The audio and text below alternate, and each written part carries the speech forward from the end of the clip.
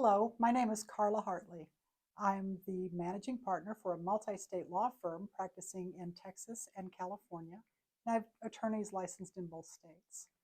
I'm here today with Melissa Hatch, who is an attorney representing school districts who have lawsuits involving special needs children and hopefully preventing the lawsuits with the special needs children. Today's video is aimed at answering the question for attorneys. What do you do when you've got a case involving a special needs child and you need to make certain points to the family court? Where do you go? Hopefully you'll talk to someone like Melissa. Thank you, Carla. So Melissa, we went to law school together. Yes, we did. And we've been friends for what, more than 20 years now? Yes. I can't believe it's been that long. Long time. We actually were study buddies in law school. Yes, we were. Yes. It's amazing we survived that. So give me a description of what you do for a living.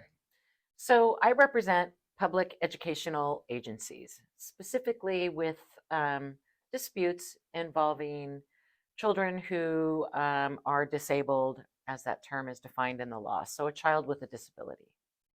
Okay. And your role is to represent the school? Yes. So generally my representation comes about when a parent hires an attorney and lets the school district know that they're going to bring action against the school district because they allege that the school district denied their child a free and appropriate public education. So I come in, and most of the time we settle the cases. It's very rare that we actually go to a trial, a due process hearing as they're called. So I come in, I help problem solve and work with the school district to ensure that they are meeting their legal obligation to the disabled student. Okay. I have known you for a long time, so I'm pretty sure that you're also advising the school to avoid these lawsuits kind of ahead of the curve. Yes, I would say that the majority of my work is just that. I'm working with school districts to help them adhere to the law regarding special education students and to ensure that they develop appropriate documentation, conduct appropriate assessments. As a matter of fact, I was at a client site today doing just that very thing, professional development on how to write an individualized educational program, also known as an IEP. Okay, and how long have you been doing this? So it's the whole reason I went to law school. Mm-hmm. So I started working for an attorney who represented public schools, and I just fell in love with it.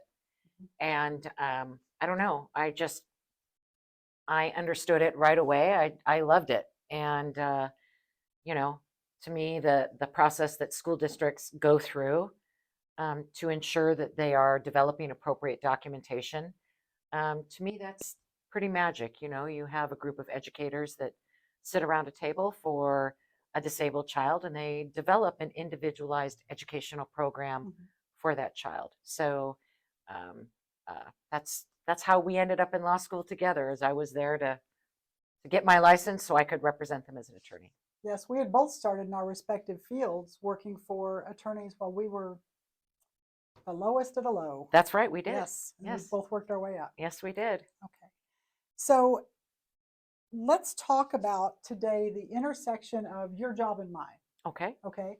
And I'm not referring to the part of my job as a managing partner, but looking at the family law aspect, because you have a lot of intersection with the family law courts. We cause you problems.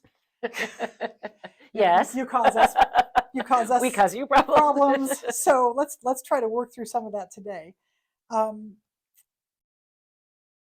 We often get frustrated because teachers will have information that is relevant to a custody case, especially when we're looking at a special needs or a student with an IEP, sometimes a 504, but mostly the IEP.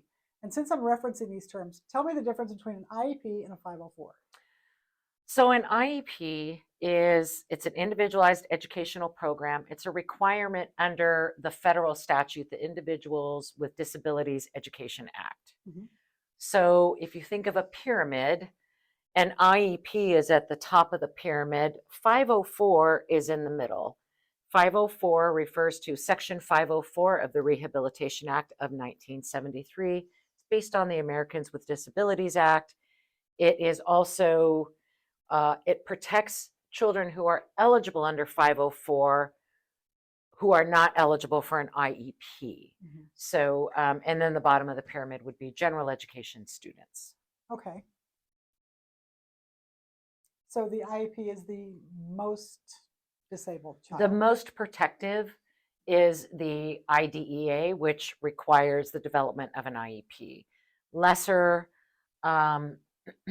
there's different eligibility requirements for an IEP than there are for Section 504. So Section 504 is very open. So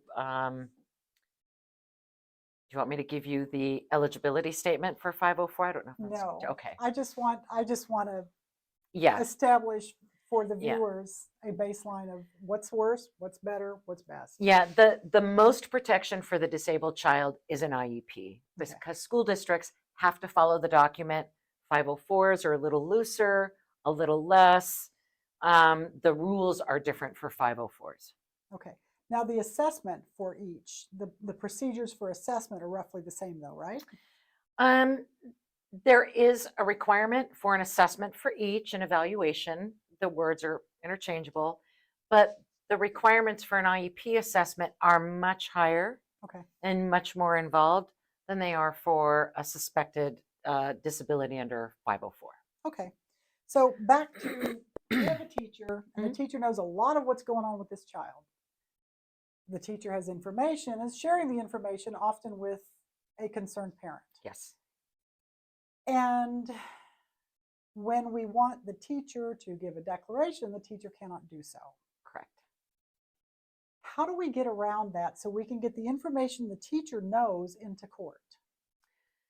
So I get those phone calls, you know. I know you do. They get a subpoena and they're frightened and they don't want to be put in the middle. The teacher is frightened. The teacher is frightened. You know, anytime, you know, the idea of going to court, right? Most people's reference is what they see on TV. You know, Law and Order, you know.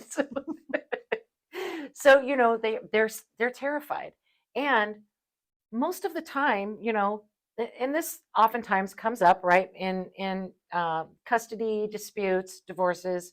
So they're trying to balance a relationship, not only with the child, but with two different parents who might have two different goals for that child. Styles. Correct. So, and then they, you know, and they know the parents may be arguing, you know, usually if they're getting along, you and I are not involved. So, you know, there's a lot of disruption already. So when they get something saying, we want you to come to court, they're terrified. And, you know, most of the time it's hard to get them to come. Well, what I've noted is often when they come with representation. Yes, I have accompanied teachers and the like to court before when they're subpoenaed. Yeah, and I tried deposing teachers a couple of times and they show up with counsel and it's generally unpleasant and it does nothing to assist the child that's at issue in the family law proceeding.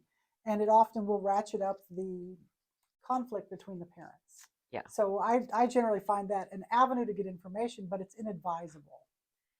It creates, I think, more conflict at the school site level, and sometimes can inflame the dispute between the parents. I also know from experience that when we have subpoenaed a teacher to testify, very often the attorney that shows up with the teacher will really interfere with getting effective testimony. Would you say that's their job? Well, I have not represented a teacher at a deposition, so you know, I don't know if that's really their job. You know, I think that because school districts are not a party to the action, I think that in general, school district council want to make it difficult because they don't want you calling their teachers into court. Yeah. I hear that. Yeah. Okay. So how do we get the information? You know, we've got an allegation that one parent is great and does everything that needs to be done and takes the child to everything that needs to happen, and the other parent's like, nuh-uh. One parent says, well, the child seems to do well at school after me. The teacher always says after the day after I've had the child, the kid's doing great. The day after the other parent has the child, the kid's a mess. how do we get that information into the court? Because I think the court would find that useful. I think so too. One of the things that it actually came up in my training today is that, you know, because I've been working with school districts for so long, there are tells, but they're in the record, and you really have to be able to pick up on it and understand how they work internally and how they keep their documentation, where you might find that information, how you might get it. And even when you get the information, let's say, because parents have the right to request a copy of their child's records, right? But then you have a problem because you can't authenticate the documents. So, and it's all hearsay. So,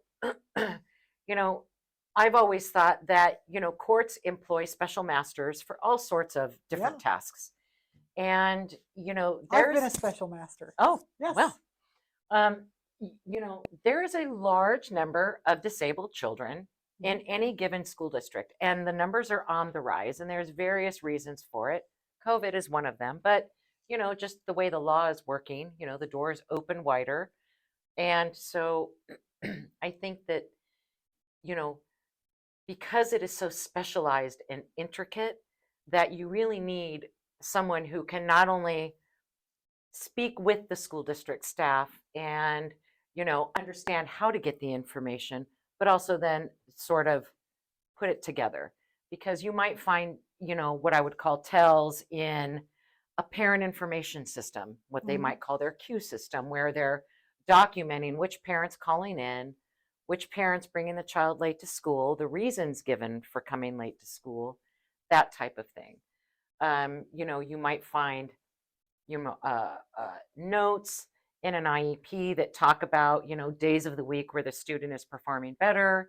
And, if you're able to put it all together, you can figure out which parent is the parent bringing the child to school, which parent is the parent who is able to enforce some structure. And, there's a lot you can glean from the records. But from your perspective, it would be hard to get that information because you can't authenticate it without the teacher. Therein lies the problem with the subpoena and getting their testimony. And so many people create the IEP or the 504. Correct. Getting it authenticated is hard, but also the hearsay problem. Yes. It's got to be relevant, authenticated, and you've got to be able to get past the hearsay problem. Yes. Yes. So you're suggesting that a special master would be the way to go with that. Somebody who is an expert in reading these items. Yeah. And I mean, just because I work for public school districts, I understand the parent's perspective when they have concerns about their disabled child. But at the end of the day, I know what the school district's obligation is. I know the law. And I do think that, for example, when courts are creating orders, most custody orders that I've come across indicate, parents shall share equally in the rights and responsibilities for their child, right? Okay, now we're going to go to the problems that our orders cause you. Yeah, okay. Okay. Am I jumping the gun? You're jumping the gun. Okay, but I know that you get frustrated because family law orders will cause the schools some specific problems. And I know they've caused you specific problems. Oh, yes. In trying to provide these children with a free and appropriate education? Yes. Yes. So talk to me about what you see that are problems with the family court orders. So most court orders have parents sharing equally in the rights and responsibilities. Joint legal custody. Yep, joint legal custody. They share in the rights and responsibilities to make educational decisions. I will tell you that I have a division of, the way I handle this as opposed to other attorneys in my field, because to me that means the equal right to say yes and the equal right to say no. And the way the school district works is that, let's say they want to evaluate the disabled child, they are required to send that assessment plan and parent rights to both parents. So both parents have the option of saying yes, or both parents have the option of saying no. What happens when one says yes and one says no? That's the problem. What I advise clients is you can't pick. The teacher, the school psychologist, the administrator can't pick between those parents. That's not fair. So when the school thinks this child needs this help, and mom, or let's just say mom for instance in this case, thinks, yes, this child needs help. And dad's like, nope, child doesn't need it. Yep. What happens? Does the IEP even get issued? Nope. We put the brakes on and we tell parents, either the two of you need to talk and come to some sort of agreement for your child, or you're going to have to go back to family court and tell us what to do because we can't pick. So we bounce back into family court and we don't even have an IEP. Right. And you don't even know from your perspective which parent is actually the one acting in the child's best interest. And, having done a smidgen of family law with you in the very beginning, I think it's very, very difficult, because everyone's going to put their best face forward when they walk into that court. So, but I can tell from looking at a record, I can tell from looking at the correspondence, I can tell from talking to the staff, which parent is the one that's invested in the child's best interest, which parent is not. But we're back to the same old problem. I mean, if I subpoenaed you, you're bound by attorney-client confidentiality. Correct. So you can't say, this is the IEP we wanted to issue, and we can't because dad says no, in that example. Correct. So again, we're back to how do we demonstrate to the court that we need at least one parent with sole decision-making capability over education to get this IEP in place. How do we get that evidence? Because evidence is everything. You know this. Evidence is everything. Or it's supposed to be. I know some attorneys don't think so. But evidence is everything. How do we get this evidence before a judge? And it's evidence the judge has to find helpful and admissible. Yes. Well, I can't speak to how you would get all the evidence in because the whole IEP document is essentially hearsay. Where am I going to find the evidence that leads us into the IEP? And I'm not saying this just for myself. I've done this enough times. I'm trying to convey this information to younger attorneys who have started practicing who don't know how to do this. And the knowledge needs to be out there. So, you start off with doctor's records. A lot of times we can authenticate doctor's records and the court will receive them sometimes without us having to have the doctor testify, because if that's the doctor, sometimes we have to have the doctor testify and just say, yeah, I signed that. Yes, that's what I think. So the medical doctor is one thing. We can have psychologists, psychiatrists, things like that. It would be easier if we didn't have to go after all of those professionals, if we could find our answers in the school. What do you look for in deciding that there needs to be an IEP or a 504 that we could look for that might be something we could present to the court to support this request for sole or final decision-making authority over educational decisions? So the only way to tell if a child needs an IEP, all children are general education children to start. So that's where you start, are those records. So report cards, child's not doing well in class, failing classes or engaging in disruptive behavior, low citizenship marks, all those little things start adding up. And I can get those with a regular subpoena for the custodian of records of the school. Okay. Yes, every school district has a custodian of records. Yes. And they are familiar with that process of providing subpoenaed documents. From there, if the school district is the one that decides, hey, something's going on, we need to evaluate this child for special education, they offer an assessment plan. Once one of the parents consents, as long as there's not an active dissent, then they assess the child. This assessment is a precursor? Yes. Okay. Now, if it's a precursor to the IEP? Yes. Okay. Now, if a parent does not consent to the assessment, we just take the report cards and the subpoenaed records, tenants in, and go to the court and say, so-and-so thinks we need an assessment. Is there anyone that we could contact at the school, okay, or as a representative of the school that we can say, look, the school wants to do an assessment, but dad's saying no. Well, let's give dad a break. Dad's saying yes this time. Mom is saying no. where are those documents? Are those in the emails to and from teachers? Yes. So you might see an email to, generally speaking, school psychologists develop assessment plans. So Does every district have a school psychologist? yes, Does every in most, if you're talking about a rural, very tiny one-room school district, they might have a part-time psychologist Okay. or someone else that there's no set rule about who has to generate the assessment plan, but 99% of the time it is a school psychologist, sometimes a speech pathologist, but it's definitely a special educator within the district.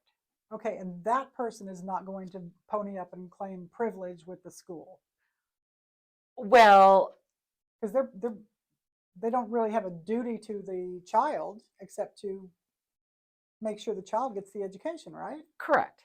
Correct. They're obligated. Well, they are an employee of the district. So you're Yes. going to have the same difficulty that you have with the teacher. You're not going to be able to get the school psychologist to come to court with you and explain what's going on. But parent communications, Mm-hmm. you can glean a million things from Yes. parent communication. So, mom sends all her emails saying, no way. And dad has all these emails saying, I'm really worried about my son. I would like you to do an assessment, or why can't you do the assessment? And I know from the judges that I've appeared in front of, the judges are usually, well, what's wrong with an assessment? The assessment can show that something is wrong or something is not wrong. Correct. So the judge's default position, once we reach the point that the school wants to do an assessment, the judge will usually want the assessment and will give the parent that is pro the ability to go forward or make an order that the assessment will occur. Now, here's the question I have for you. Is a judge's order in the family law court that the school may assess with the child problematic for you if you still have a parent objecting? Yes. Tell me why.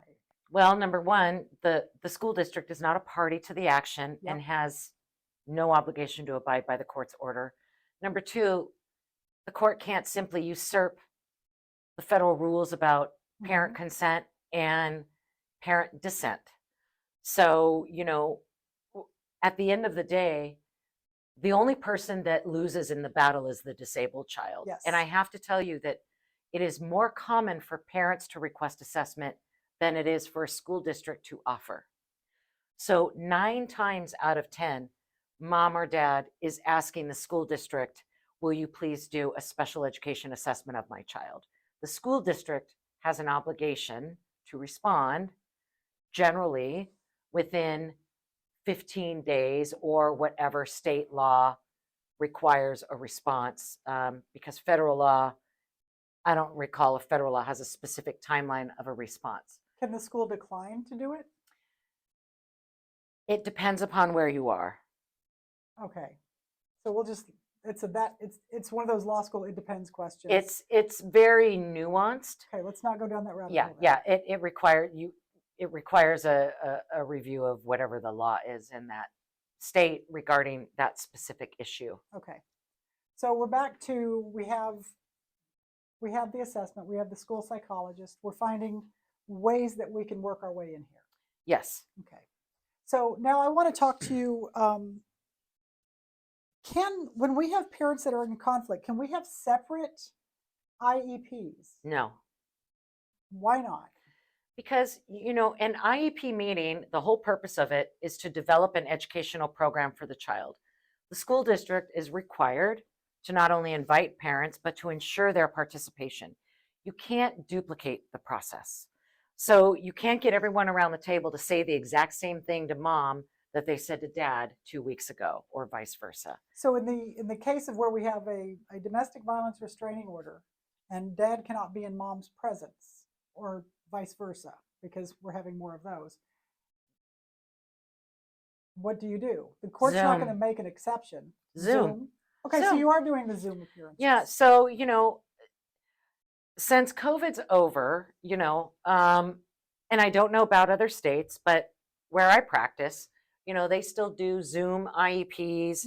We still have Zoom mediation. I think Zoom is the gift that COVID gave us. Well, it is the only gift.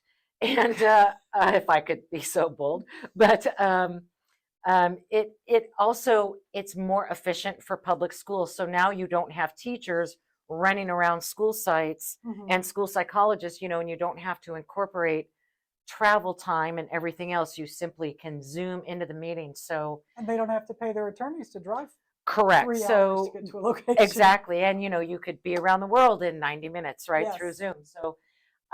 So my opinion is, you could turn off your camera. We're fine with that. There's no rule that you have to have your camera on. I do plenty of meetings where one parent might have their camera off, or whatever, or they both have it off. So personally, I think it's, um, it doesn't matter if they have a domestic violence restraining order. There's no reason why they can't participate in their child's IEP and just keep their cameras off so they don't have to see each other. Okay. That's a good solution, I think. Yeah.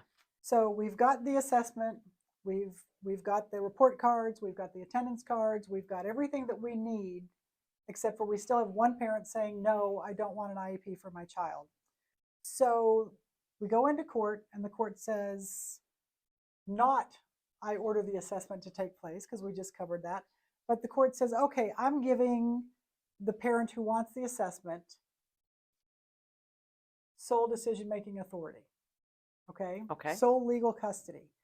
Is that sufficient for you, just that language?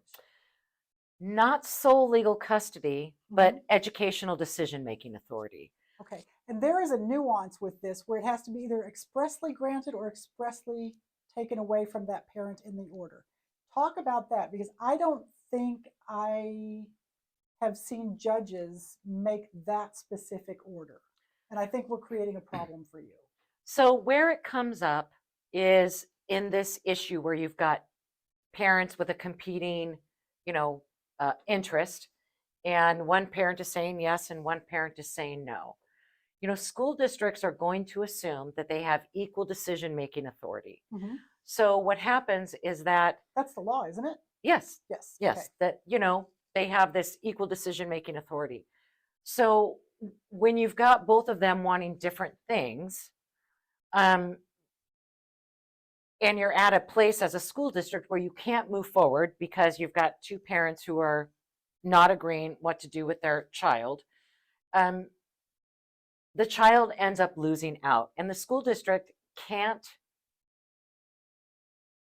necessarily go to hearing and override one of the other parents' lack of consent. Because that's federal law.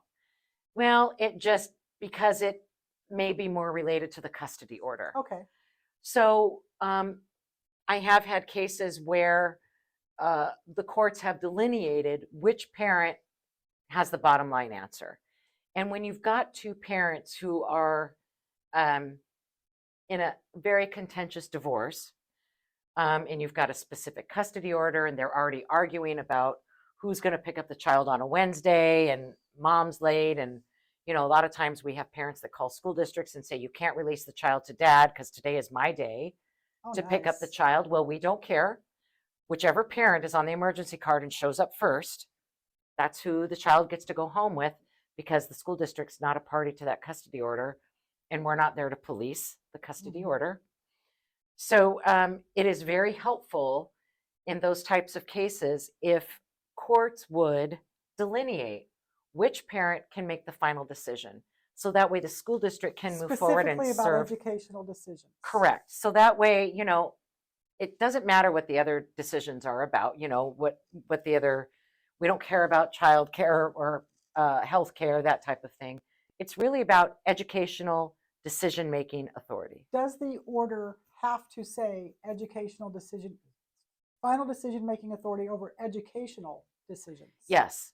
It can't just say, if the parents don't agree, X has final decision-making authority. It's got to cite over educational decisions. Yes. Yes. I don't think a lot of judges are aware of that. Well, it's because I know a lot of attorneys are not.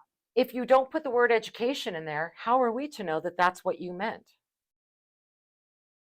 We can't, Well, I think for the most part, coming from a family court and a family law standpoint, final decision-making authority kind of encompasses everything. But I understand that you guys have federal guidelines and then you have your own statutes that require educational to be specifically called out. Well, because, you know, and let me give you another example. Sometimes you have a child who has been taken out of the home and put in foster care. Okay. Okay. You still have biological parents in the picture. Now, we've got the foster care parent who is showing up to the IEPs, but no one has given that foster care parent educational decision-making authority. And now we've got, let's say, mom is trying to bring herself back into the child's life and trying to make educational decisions. In that scenario, even though the child has been put in foster care, we have to go with biological mom because that's the parent. And because the foster care parent has no authority because the court hasn't given authority. So really the issue comes up. For me, I see it a lot in contentious divorces. And the thing that the school district sees is, you know, sometimes we get custody orders that are doctored, that are incomplete. So we look for those specific words because the school district does not want to make a mistake. Sometimes there was a case many years ago where you had one parent saying, I have sole decision-making authority, and the school district just took him at his word and excluded mom. And this is not uncommon, unfortunately. And what happens when that happens? Well, in this particular... Does mom have any remedy? Oh, yeah. Mom sued the school district, and everything that dad had the school district do, assess the child, give the child services, was expunged from the child's record as if it had never happened. But the child had been found already to need those services. But that didn't matter because dad, with the assistance of the school district, trampled on mom's rights. Parents' rights are, the school district is required to get informed parent consent, and to be a parent under the law and special education is very specific. You're either a biological parent or you've been given some sort of parental authority by the court. Okay. But even caregiver affidavits, which we come across in school districts all the time, which are a function of the family code. Even those, you know, those don't typically say educational decision-making authority. They're usually for the health and welfare of the child.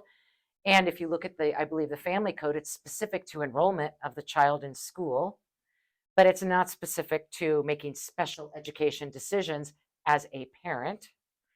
So a lot of times when we have these caregiver affidavit scenarios, we will work with the parent and the caregiver to get language in there that caregiver has that authority because that's the person that is showing up at the table. So has anybody thought about, and I'm just going to spitball with this here, has anybody thought about giving the schools the authority to go in and ask for orders from the family courts? Well, schools can... I mean, you'd have to be joined somehow or have a special legislative thing giving you that, and I don't see it happening. Yeah, you know, first of all, school districts would probably never do that.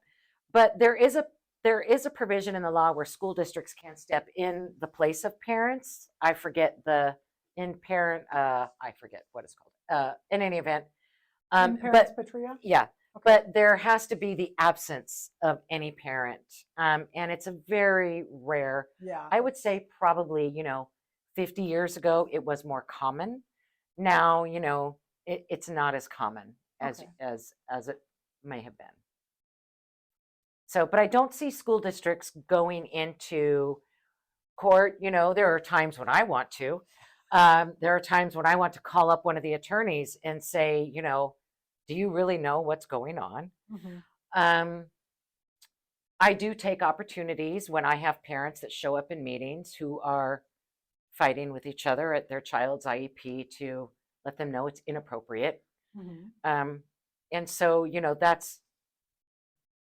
it gets very difficult when you've got parents that are doing that and the school district is trying to serve the child. Well, and I think that's the theme across both of our professions. We have the same profession, but both of our areas of practice, because we're both where we're seeing this is combative parents. And I think sometimes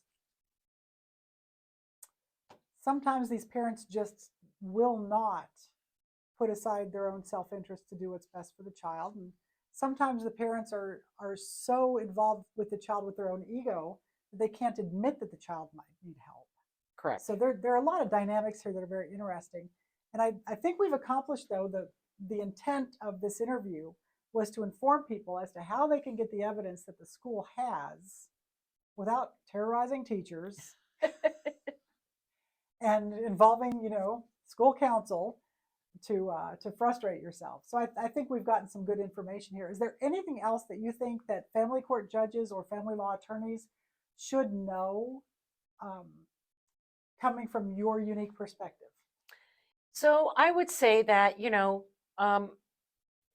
if there is if there is school district counsel on a particular case with your client or the opposing party's client, I would say reach out to the school district's counsel and just have a conversation with that attorney, because there might be information that you may not be aware of in the records that you're looking at. Mm-hmm. I would love the opportunity to even do a training for judges and family law attorneys. I've done one before, where you really explain how, what this looks like from the school district side, and where a lack of cooperation between parents that share rights, where that leaves the child. Because at the end of the day, the object of the federal IDEA and the family law is best interest of that child, right? Everyone, we Absolutely. want to protect the child. So from that vein, that's where I think that, judges can make clearer orders, and give the power to the right parent to make appropriate decisions, and limit the other parent's rights if that's appropriate. But yeah, aside from that, I don't know. I can't think of anything Well, else I off the top think of the my head. judges in the family law court, in the absence of convincing evidence, are in the same place you guys are in the absence of unified consent. So Yeah. it comes down to the evidence, and I think this has been useful with finding the evidence. And out of curiosity, are you available as a special master, and would that cause you a conflict? Unless it's an active case that I'm working on, Mm-hmm. I don't think it would cause a conflict. And yes, I would love the opportunity to do that. And I think it would be great information for courts to have. At least it gives them a different way to look at the documents in front of them. And, I can teach them to find those tells and to read between the lines and see, for themselves from the records what they can glean, you know. I think having sat as a judge pro tem, I'm not a judge. I love being an attorney. I love being a managing partner. But from what I learned, the little I learned from that training is they really can't bring their own experience and their own knowledge. It's got to be in evidence. In evidence, yeah. Yes. So they kind of need an interpreter, because you guys, just like, okay, the Marine Corps has its own acronyms, its own way of doing things, its own lingo. Family law has its own acronyms, its own lingo, its own way of doing things. You have the same thing. True. So we have these different languages being spoken, and an interpreter, I think, would be very helpful. So I think that's a very good analogy. Yeah. all righty. Well, I thank you for being here. Thank you This for was having fun. me. It was fun. So, okay, so wrapping this up, I hope this has been helpful. This was specifically aimed primarily at attorneys who are practicing in the family law area, who have not had a lot of experience with the whole special education arena when it comes to conflicting parents. And as family law attorneys, you're going to have conflicting parents. So when this kind of thing comes up, I hope you watch this. I hope you get some good information from it, and I hope this has been helpful to you.